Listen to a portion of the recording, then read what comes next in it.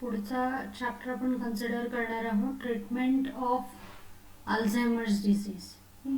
So Alzheimer's disease ही particular condition generally जे old एजमध्ये affect होणारी ही कंडिशन आहे.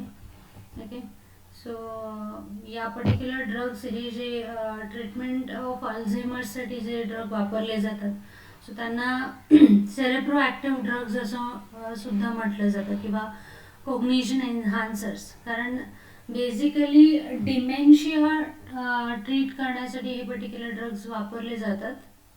ओके, तर डिमेन्शिया म्हणजे इकडे जे तुमचं मेमरी असेल किंवा पर्सनॅलिटी असेल किंवा तुमची जी इंटलॅक्ट असेल किंवा तुमची जी प्रॉब्लेम सॉल्विंग जी टेंडन्सी असते ती कुठेतरी अफेक्ट झालेली असते. म्हणजे इथे थोडक्यात सांगायचं झालं तर ब्रेन अशा पद्धतीने अफेक्ट होतो की तुमच्या ज्या स्किल्स आहेत किंवा जे मेमरायझिंग पॉवर आहे तर ती हळूहळू कमी होत जाते. सो बेसिकली या कंडिशनमध्ये सेल्स, ब्रेन सेल्स जे आहेत तर ते डॅमेज होतात. सो त्याच्यामुळे मेमरी जी आहे किंवा आपल्याला लक्षात ठेवण्याची जी कॅपॅसिटी आहे तर ती कमी होत जाते.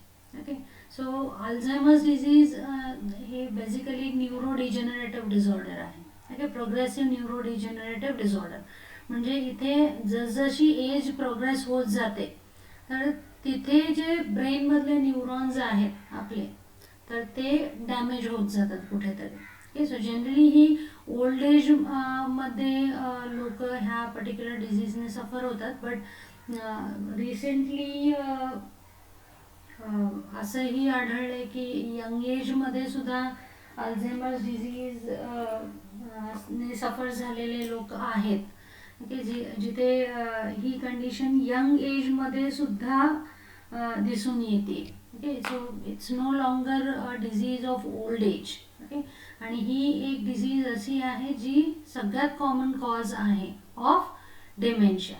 सो जिथे मेनली मेमरी किंवा तुमचं इंटलॅक्ट जे आहे ते अफेक्ट होतं.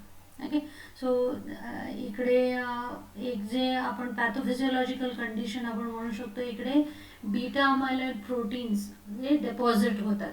Okay, so they are formed in the form of senile plaques. Okay, आणि न्यूरोफिब्रिलरी टँगल्स फॉर्म होतात ज्याच्यामुळे जे ब्रेन सेल्स आहेत नॉर्मली फंक्शन करू शकत नाही किंवा त्यांचं जे ट्रान्समिशनचं जे काही फंक्शन आहे तर ते नॉर्मली कॅरी आउट होत नाही. Okay, so this is basically affected. आणि इथे जर आपण पॅथोफिजिओलॉजी बघितली तर कोलिनर्जिक डेफिशियन्सी आपल्याला आढळून येते basically in the brain. Okay, बाकी ट्रान्समिटर सुद्धा अफेक्ट होतात बट मेनली जी कोलिनर्जिक ट्रान्समिशन आहे तर ती डेफिशियंट असते कुठेतरी. ओके, सो ती इम्प्रूव्ह करण्याचा प्रयत्न केला जातो बरेचदा अल्झायमर्स डिझीज ट्रीट करण्यासाठी. Okay, so think skip this. So coming to the actual drugs, जे ड्रग्ज वापरले जातात, फर्स्ट क्लास आहे कोलिनर्जिक ॲक्टिवेटर्स. जसं आत्ता तुम्हाला सांगितलं की कोलिनर्जिक सिस्टम ही ॲक्च्युली अफेक्ट होते. इथे असं सुद्धा म्हटलं जातं की जे ब्रेनमध्ये ब्लड सप्लाय आहे तर तो बेसिकली कमी होतो. Okay, so usually brain supply कमी, ब्रेनमध्ये ब्लड सप्लाय कमी झाल्यामुळे कुठेतरी सेल्स डॅमेज होतात आणि त्या व्यवस्थित फंक्शन करू शकत नाही. ओके, सो युजली जे ब्लड फ्लो कमी होण्याचं कारण हेच असतं की तिथे नर्व सेल्स जे आहेत ते डॅमेज झालेले असतात. ओके, सो एक हा प्रयत्न आहे की कोलिनर्जिक सिस्टम जी डेफिशियंट आहे तर तिला इम्प्रूव्ह करू शकतो आपण. सो ड्रग्ज लाईक कोलिनर्जिक ॲक्टिवेटर्स आपण देऊ शकतो. सो याच्यामध्ये 4 ड्रग्ज आहेत, टेक्राइन, रिवास्टिग्मिन, डोनॅपिझिल आणि गॅलंटमाइन. ओके, कोलिनेस्ट्रेज एन्झाईम आहे तर तिला इनिबिट करतात हे पर्टिक्युलर अँटी कोलिनेस्ट्रेज ड्रग आहे. ओके, नेक्स्ट क्लास आहे ग्लुटामेट और NMDA अँटेगॉनिस्ट. याच्यामध्ये एकच एक्झाम्पल आहे मेमांटाईन. थर्ड क्लास आहे मिसलेनियस सेरेब्रोॲक्टिव्ह ड्रग्स. याच्यामध्ये पिरासेटाम, पायरिटिनॉल, याला पायरिथायोक्सिन असं सुद्धा म्हटलं जातं, त्यानंतर डायहायड्रोअर्गोडॉक्सिन किंवा कोडर्गोक्राईन. नेक्स्ट ड्रग आहे सिटिकोलिन. नेक्स्ट इज पिरिपेडेल आणि last drug is ginkgo biloba. Okay, start with first class जी आहे कोलिनर्जिक ॲक्टिवेटर्स. ओके, सो जसं इंट्रोडक्शनमध्ये पण आपण बघितलं की ब्रेनमधले ॲसिटाईल कोलिनचे लेवल्स जे आहेत ते कमी झालेले असतात किंवा कोलिनर्जिक ट्रान्समिशन जे आहे ब्रेनमधलं ते बेसिकली सफर झालेलं असतं अल्झायमर्स डिझीजमध्ये. सो फॉर दिस रिझन बरेचसे प्रयत्न झाले की ब्रेनमधल्या ॲसिटाईल कोलिनचं जे ट्रान्समिशन आहे तर ते कसं वाढवता येईल याच्या दृष्टिकोनातून रिसर्च चालू झाली. ओके, त्याच्यातून एक गोष्ट केली गेली होती की प्रिकर्सर लोडिंग दिले गेले. म्हणजे ॲसिटाईल कोलिन जे आहे हे बेसिकली हे कोलिन पासून सिंथेसाइज केलं जातं. ओके, सिंथेसिस आपण ऑलरेडी बघितली आहे cholinergic system under. Okay, so त्याला ॲसिटाईल ग्रुप ट्रान्सफर केला जातो आणि ॲसिटाईल कोलिन फॉर्म होतो. सो हे ॲसिटाईल कोलिन न्यूरॉन्समध्ये स्टोअर केलं जातं in the form of vesicles आणि ॲज अँड वेन रिक्वायर्ड जशी ही न्यूरॉन स्टिम्युलेट होते ॲसिटाईल कोलिन रिलीज केला जातो as a transmitter. May be हे सिग्नल पुढे पाठवतं किंवा ते इफेक्टर ऑर्गन्सवरती ॲक्ट करतं ॲसिटाईल कोलिन जे रिलीज होतं. ओके, सो ॲसिटाईल कोलिनची लेवल वाढवण्यासाठी फर्स्ट ट्राय जो केला होता तो म्हणजे प्रिकर्सर लोडिंग. म्हणजे ज्याच्यापासून ॲसिटाईल कोलिन तयार होतो तर त्याचं लोडिंग केलं गेलं. म्हणजे ते ॲडमिनिस्टर करण्यात आलं कोलिन किंवा लेसिथिन असेल. But this did not work. Okay, कारण ऑलरेडी जर आपण बघितलं तर बॉडीमध्ये याची कमतरता नाही आहे. कोलिन किंवा लेसिथिन ज्याच्यापासून ॲसिटाईल कोलिन तयार होतं ते मुळात त्याचे लेवल्स अफेक्ट झालेले नाही आहे. They are all normal. Okay, so this particular idea it failed actually. Later on cholinergic agonist try केले गेले. अरेकोलिन, बेथॅनिकॉल, ऑक्झोट्रिमोरेन. ओके, सो हे सगळे कोलिनर्जिक एगॉनिस्ट आहेत की जे स्वतः जाऊन रिसेप्टरवरती बाइंड करू शकतात. बट बेसिकली इकडे ट्रान्समिशन अफेक्ट झालेली आहे. ओके, सो आपल्याला अशी वे शोधायची आहे की जेणेकरून हे जे ॲसिटाईल कोलिन रिलीज होत आहे तर ते कुठेतरी आपल्याला त्याच्या लेवल्स वाढवायचे. सो त्याच्यासाठी अँटीकोलिनेस्टरेजेस ट्राय केले गेले. ओके, आता अँटीकोलिनेस्टरेजेस म्हणजे काय? Anticholinesterase, these are the the drug which can inhibit the enzyme acetylcholinesterase. Okay, so this is the enzyme acetylcholinesterase. याचं काम काय आहे? To metabolise the acetylcholine. जे acetylcholine रिलीज होतं ते पटकन मेटाबॉलाइज होऊन जातं. ॲसिटेट आणि कोलिन सेट फ्री होतात आणि कोलिन हे रियूज केलं जातं to synthesize new molecules of the acetylcholine. So हे पर्टिक्युलर ड्रग अँटीकोलिनेस्टरेजेस, सो हे काय करतात? ह्या एन्झाईमला इनिबिट करतात ॲसिटाइलकोलिनेस्टरेज. सो ज्याच्यामुळे काय होतं की ॲसिटाइलकोलिनचं मेटाबॉलिझम जे आहे तर ते स्टॉप केलं जातं. ज्याच्यामुळे ॲसिटाइलकोलिनचं जे लेवल्स आहेत क्लेफ्टमध्ये असेल तर ते वाढवले जातात. So it will remain over there for a longer period of time. Okay, so ते तिथेच राहतं जास्त वेळासाठी. ते ॲक्ट करू शकतं as a transmitter. Okay, so ही पर्टिक्युलर क्लास जी इंट्रोड्यूस केली ती खूप इफेक्टिव्ह होती. Like physostigmine and all, neostigmine, हे सगळे एक्झाम्पल्स आहेत. सो बरेचसे एक्झाम्पल्स ट्राय केले गेले but later on it was found की त्यांना पेरिफेरल साईड इफेक्ट्स खूप आहेत.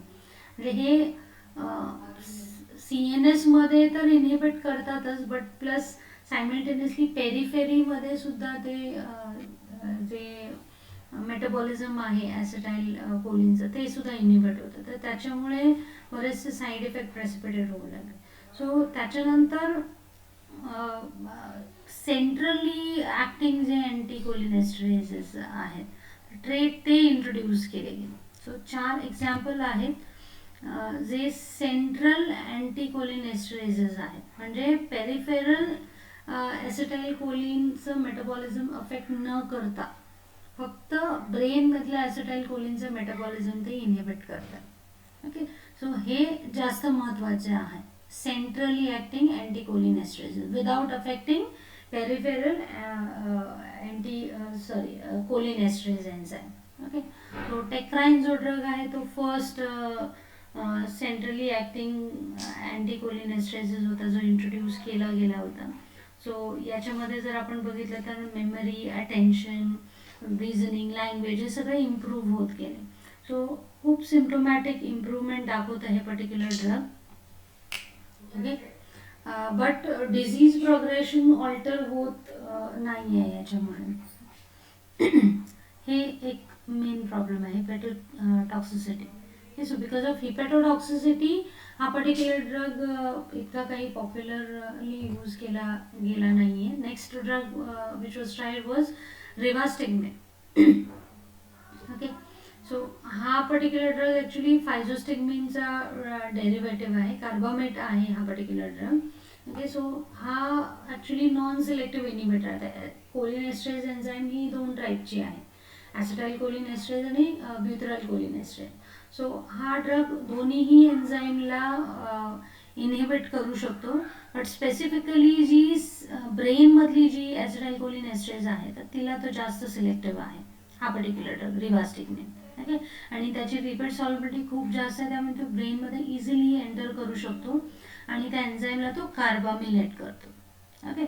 सो हा ड्रग जो आहे तो एन्झाईमवरती अटॅक करतो, it gets bind over there. Okay. आणि त्याच्यानंतर पुढे त्याचं हायड्रोलायसिस खूप स्लो होतं, म्हणजे हा ड्रग इथून रिलीज होत नाही, त्याला खूप वेळ जातो रिलीज व्हायला. सो ही एन्झाईम जी आहे ती खूप वेळासाठी एंगेज्ड राहते. ॲसिटाइल कोलिनचं बाइंडिंग साईट पण हेच आहे हायड्रोलायसिससाठी.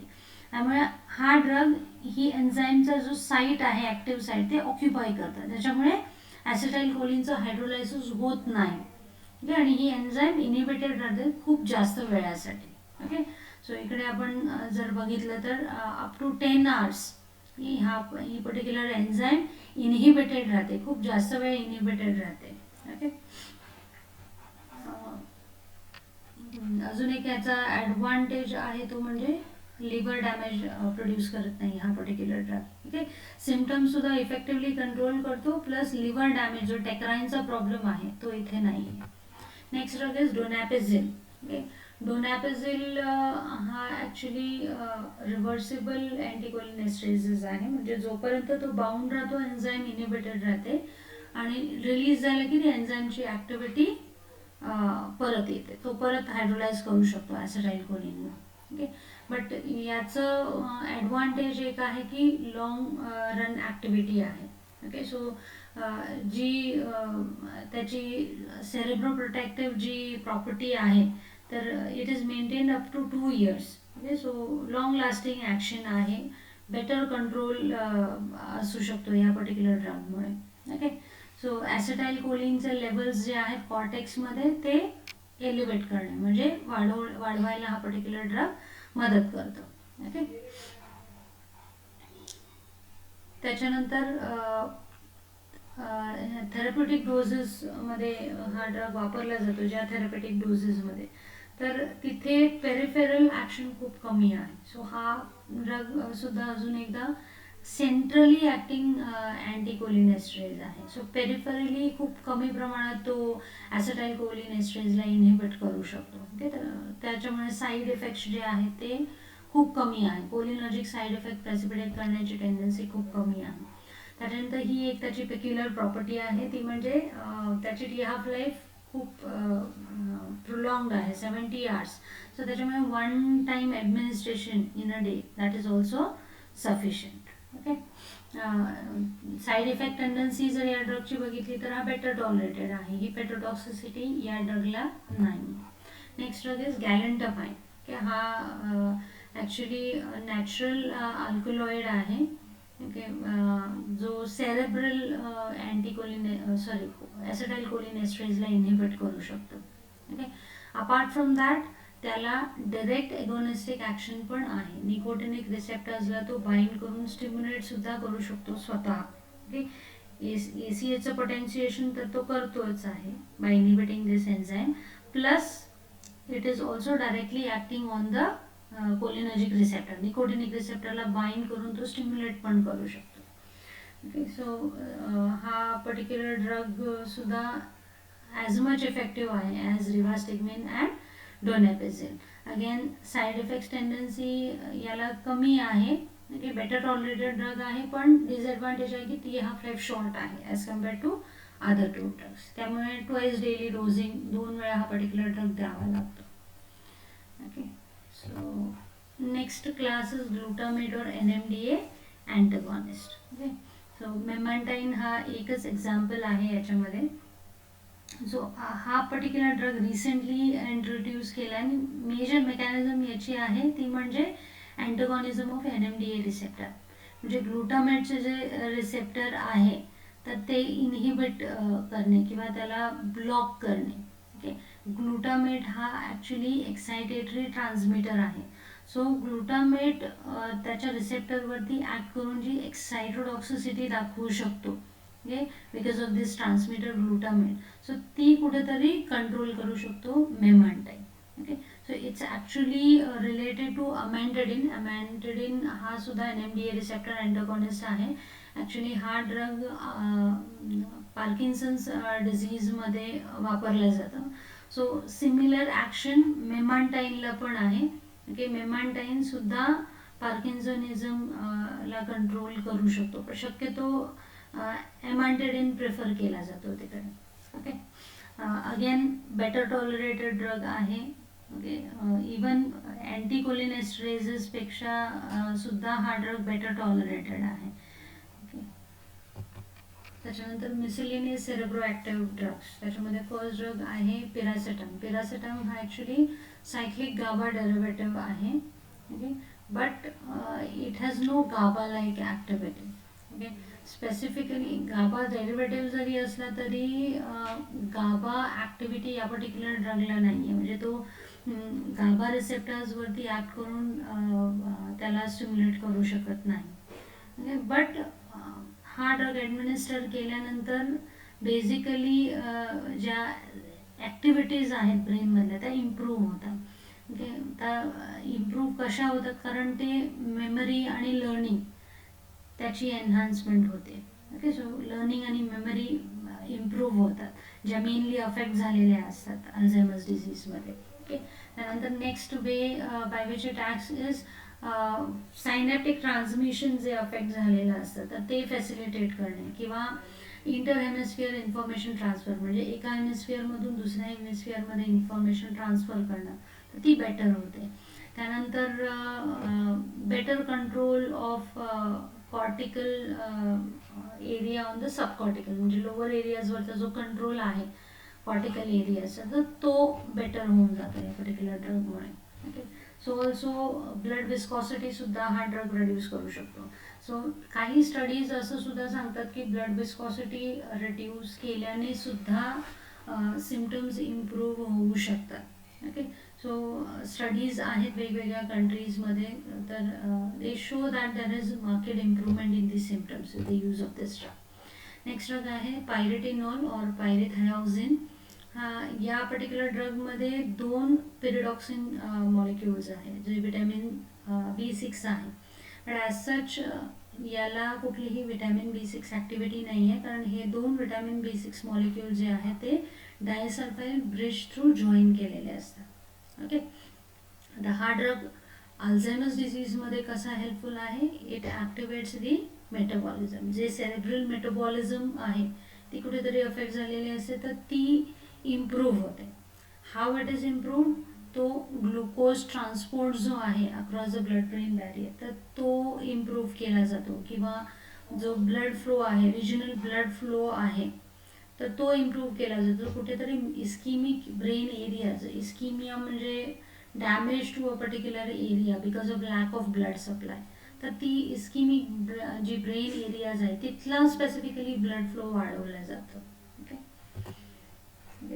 सो हे त्याचे पर्टिक्युलर युजेस आहेत अपार्ट फ्रॉम अल्झायमर्स डिसीज. बाकी कंडिशन्समध्ये हा पर्टिक्युलर ड्रगसुद्धा यूज केला जातो, okay, to improve the brain functions, like conditions in which accidents, cerebrovascular accidents असेल, हेड इंजुरी असेल, ओके, किंवा डेव्हलपमेंटल डिझिजेस असतात काही काही केसेसमध्ये CNS डेव्हलप झालेला नसतो, ओके, किंवा मेमरी डिफेक्ट्स असेल, ऑर्गॅनिक ब्रेन सिंड्रोम असेल, तर या पर्टिक्युलर कंडिशन्समध्ये हा ड्रग हेल्पफुल असतो.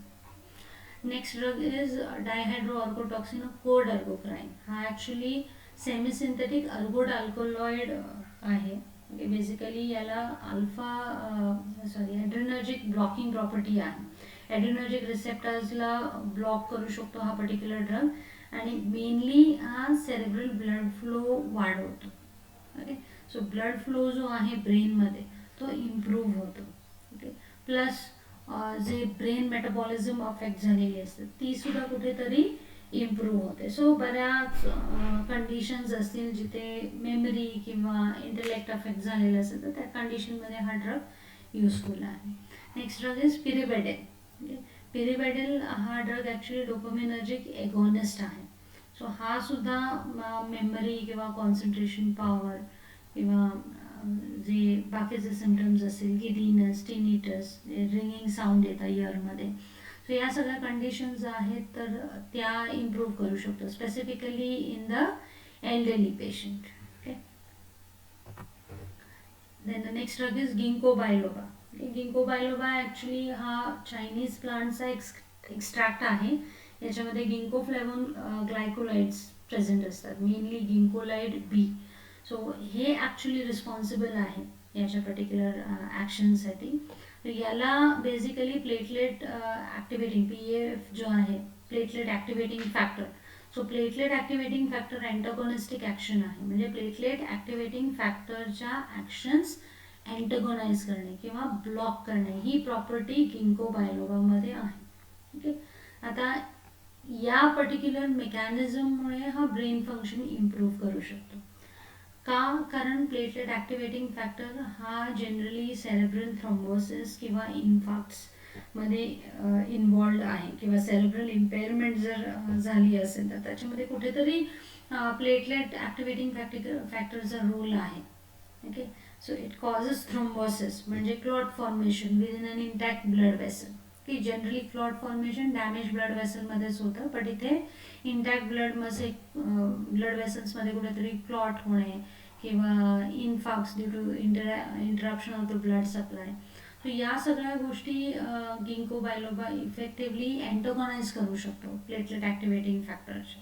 ओके, सो हा कुठेतरी कॉग्नेटिव्ह आणि बिहेवियरल कंडिशन्स ज्या ऑल्टर झालेल्या असतात तर त्या इम्प्रूव्ह करू शकतो किंवा मेमरी असेल किंवा डिमेन्शिया. सो या सगळ्या गोष्टी तो इम्प्रूव्ह करू शकतो, सिम्प्टोमॅटिक इम्प्रूव्हमेंट दाखवू शकतो गिंको बायलोबा.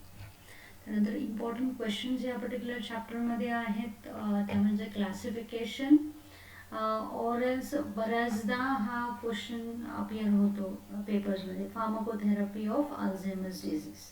भरपूर वेळा almost every paper will have this question, pharmacotherapy of Alzheimer's disease or treatment of Alzheimer's disease. So त्या केसमध्ये आपल्याला पूर्ण जी चॅप्टर आहे इन शॉर्ट आपल्याला एक्सप्लेन करायचं आहे की प्रत्येक ड्रगचा रोल काय आहे त्याच्यामध्ये. ओके, सो क्लासिफिकेशन द्यायचं आहे. बेसिकली हा क्वेश्चन आल्यानंतर अल्झायमर्स डिझीज काय आहे हे आधी सांगायचं आहे, त्यानंतर ड्रग्स कोणकोणते आहेत ते त्याचं क्लासिफिकेशन आणि त्याच्यानंतर इंडिव्हिज्युअल क्लास आणि इंडिव्हिज्युअल ड्रग त्याचा अल्झायमर्स डिझीजमध्ये काय रोल आहे, कसा इम्प्रूव्हमेंट दाखवतात हे आपल्याला इन शॉर्ट एक्सप्लेन करायचं.